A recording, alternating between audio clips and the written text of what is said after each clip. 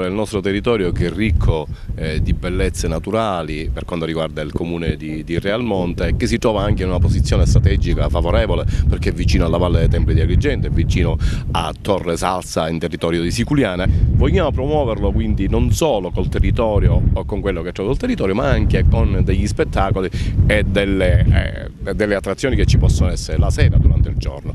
Quest'anno c'è un cartellone ricco per Costa Bianca che verrà svolto non soltanto al teatro di Costa Bianca appunto, ma sarà un poco itinerante, quindi ci saranno degli spettacoli su questo belvedere, ci sarà un altro spettacolo sul faro di Caporossello, altri che coinvolgeranno la piazza anche con cadenza settimanale. Oltre a questo ovviamente ci saranno gli spettacoli al teatro, si potrà assistere a spettacoli che riguardano il jazz, ci sarà una rassegna di tre serate e poi la festa di San Calogero, che è la festa principale per il comune di Realmonte, che sarà in piazza. Abbiamo costruito, elaborato un programma attorno a queste meravigliose risorse.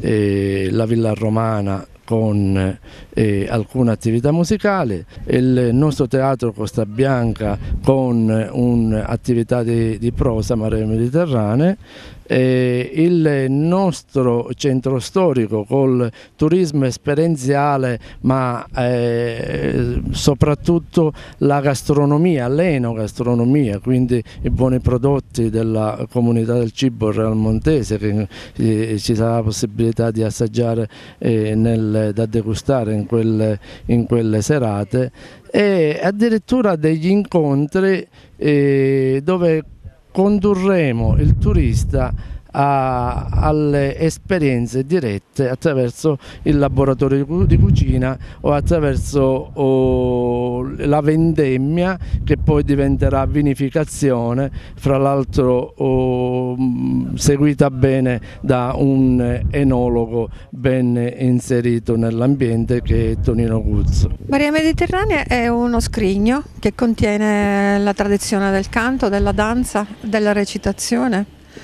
È tutto quello che chiunque arriva dal mare lascia, e la capacità di chi accoglie è quella di farla poi diventare un patrimonio personale. La Sicilia rappresenta con molta forza ciò che è. Non c'è un sentimento che viene raccontato in punta di piedi.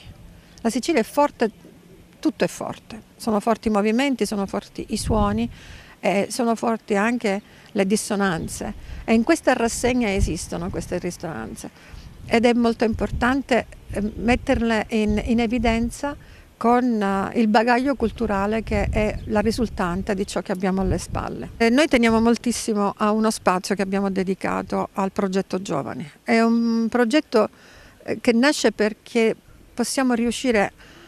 vogliamo vedere se riusciamo a parlare lo stesso linguaggio che utilizzano loro. Loro mettono in musica, solo nel rap, nel freestyle, tutto quello che non riescono a comunicare. Tutto quello che non riescono a comunicare dentro le quattro mura di casa lo esprimono così, con questa che per me è diventata è un linguaggio.